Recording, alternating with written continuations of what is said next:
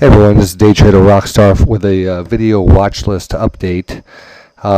Midweek Wednesday, August 24th, going into August 25th, and 2 days in front of the Jackson Hole conference to Bernanke. The potential announcement of some type of stimulus, which everyone is now focused on. So this is really an exciting week in the markets, and technically for myself, where I really follow a lot of technicals, it's really the first aggressive sign of a trend change, or just a change of momentum here. And the momentum is like, very important. It's just you want to be on the right side of the trade, pretty much paying attention to which side of the market is going also. So right now we got that nice bullish crossover. We have a nice 2-day rally, and what we have in front of us now is a situation where now everyone's starting to play play the game. Is the game is how many different scenarios can we work out here, and how is it going to affect the market? So everyone's trying to figure out if the next 2 days are priced into the market, what happens at Jackson Hole. Is it a buy the rumor, sell the news? Is there anything to come out of that? If there is, what is it? This could be a bottom if something does come out of it. I mean, it's just so many different things. There's still a lot of negativity in the market. There's still no issues solved. But the fact is, the momentum here is changing, and there could be some momentum gained here going into Jackson Hole. And depending on what comes out of there, it'll be, if you start to see weakness from there, and it's going to be pretty obvious. And so the next 2 days, definitely like it. Even on the weekly chart, I just want to go over the weekly chart. You actually had that reversal candle, almost like a 180 reversal, but not as tall. But the weekly stochastics are about to cross over, and that could be interesting. So we get any type of follow through the next 2 days, when we get a force over. These do trigger a lot of things. I mean, you could see, when you get a positive stochastic move up, the trend typically is a longer term trend versus the daily chart, which could lead to some nice rallies, 7-day, 12-day, or potentially longer rally when we do get these crossovers, even into a little point here where you can get a 3 or 4 day move and then a rollover. So it looks like we have some more upside tomorrow, just based on this. Now I want to take a look at some stocks fast. And these are just some of the, some that were on the watch list video, which was kind of a safe video this week because of all that's happening and everything in the news, everything down from Libya to the Euro banks and our banks and everything ahead of us. So we really took a backseat on really calling, but I did put out some stocks out there which I picked up, and I just want to review those because most of those are actually set up to move now. So let's just go over a couple stocks that we are holding and watching. So Brazilian foods. All right, this is I just want to bring up on an update on that. I love this stock. I think there's just great growth down in Brazil, and especially a company that has really, captured most of the market in this sector through the recent acquisition and mergers. And now, most of the bad news and the merger stuff is behind it. This was a very strong stock, and I expect if we break new 52-week highs, we have that type of trend that breaks out again. So after we get to 52-week highs, just look for this type of trend to continue, and probably to $30, $40. This is probably a double down the road. It's very close to the 52-week highs. I love this going forward. My best bet going forward long term, and would even continue adding to it as we get closer to that. That breakout. I do think we're going to go through 2070. That's going to start a whole new phase for the stock. Cisco is, one,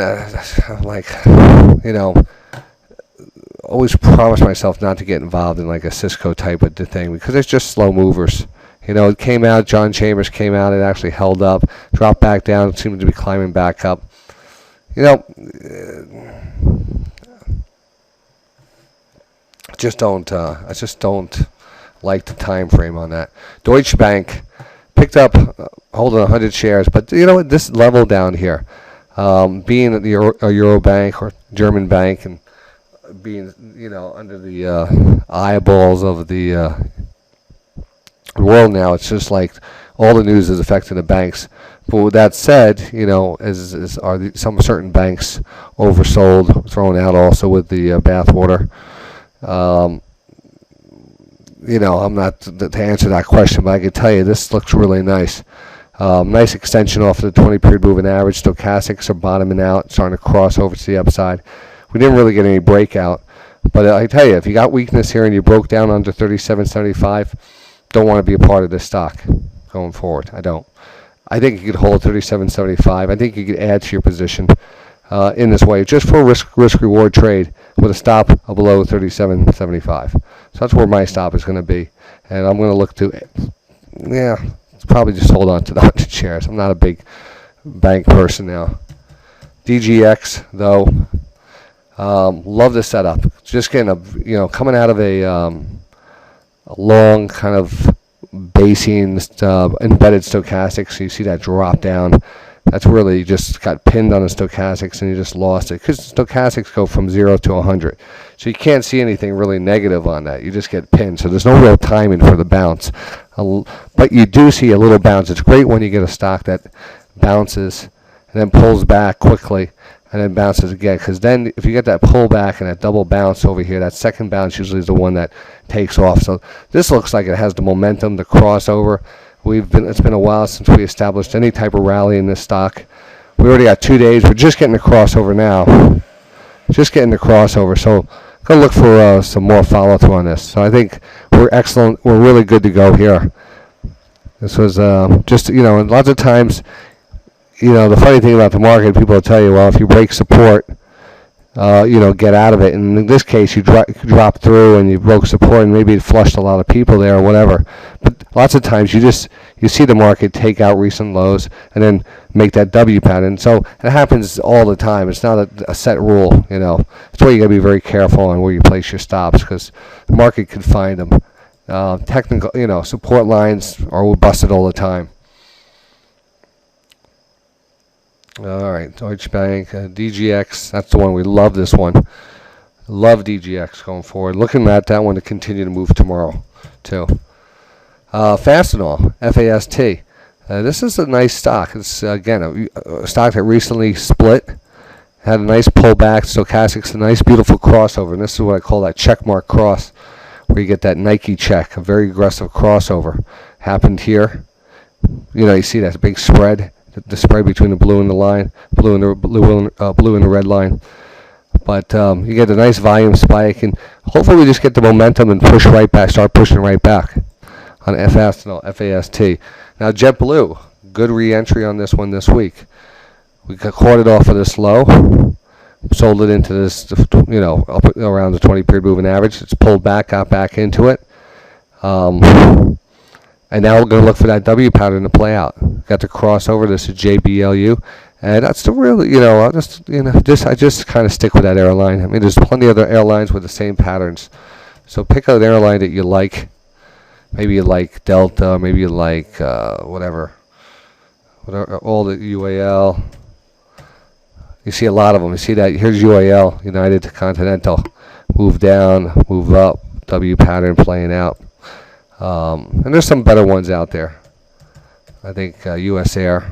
Look at that. Same USL, LCC. So they're very similar patterns. So I'd say you could get into all these. But JetBlue, my favorite.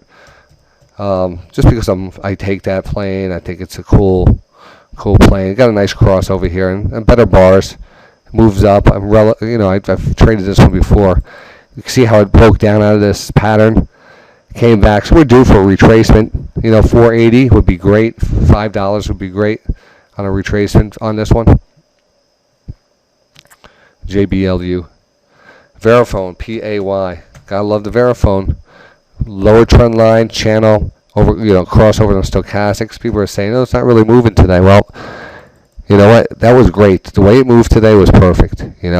Didn't sell off at all. It just didn't move. Then at the end of the day, kind of popped, closed on its highs, got to cross over again after a long period of, consolidation on the bottom here, like in pretty long period here. So we're due for again a breakout or at least push back up. We're in the low part of the channel here. Everything looks golden here. It's golden. Now market conditions, for whatever happens in the next 2 days, that could definitely put weight on any stock. Who knows what's going to come out of this in this meeting. So going to be nimble. Got to be quick. Here's TEVA. TEVA, one of the best bets. Again for tomorrow, and I'm going to talk about that a little bit more. Kind of have a reaction breakdown here. If we actually zoom out, you can see the third trend line, but you kind of blew through that, and it probably was like the kind of the bottom being put in right here, this bottoming candle, because the next day we regained that and then kind of moved around and slowly grinding back up. So the target's still hanging right under $44. But I was saying here, we'll watch the stochastics. If they start getting overbought, we start getting up here, might take it off, scale out into the stochastics being overbought. Gaps are up there, I love them. They're usually a first really good target, but I'm not going to take it. Like I said, probably get out way before the movement stops. That's TEVA Pharmaceuticals, Verifone, TEVA. Also, you can see the stochastics crossing over here again. Very similar to the Amgen, AMGN. And again, look at that follow through and that blast off. Amgen, of course, got out a little early on that too. Just one last stock that I'm waiting on, Safeway. And just to look at it, this is actually a very nice little underlying trend line. You might not think so, but it's valid. And again, this is 3-day consolidation. This thing can move anytime. It's just waiting for it. Everything seems to be coiled up. There's not a lot of focus on it. Let's take a look at Kroger. See if it's very similar. Well, Kroger's been pulling back, but this is actually a positive stochastic divergence on Kroger, which I'm just randomly finding it right now. But you could spot it real quickly. KR is a symbol. Pull back on the price. Sideways action on the stochastics. It's very bullish. That way you usually get that bounce and the momentum switches and you get a nice crossover and a push, and that momentum just pushes us right back up. So this little bear, or not a bear, but actually a bull flag here, looks very good on Kroger. Nice. This is nice. So we'll watch that tomorrow. Just remind me. I might not remember it when I get into the office. KR. I like it though. All right, so that's it. That's the watch list going into tomorrow and probably into the end of the week. Hope you enjoyed that update. Again, Jackson Hole in front of us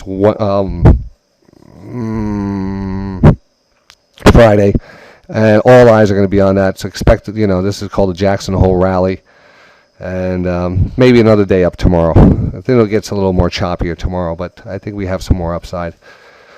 And I'll see everyone on the radio. Don't forget, if you're getting this and you're not familiar with the radio, I broadcast live every day on DayTraderRockStar.com, showing you these setups, pointing them out, and showing the reasons behind them, and taking the trades into them. So hope to see you. That's from 8:30 to 4 o'clock every day. DayTraderRockStar.com. All right, guys. Thanks.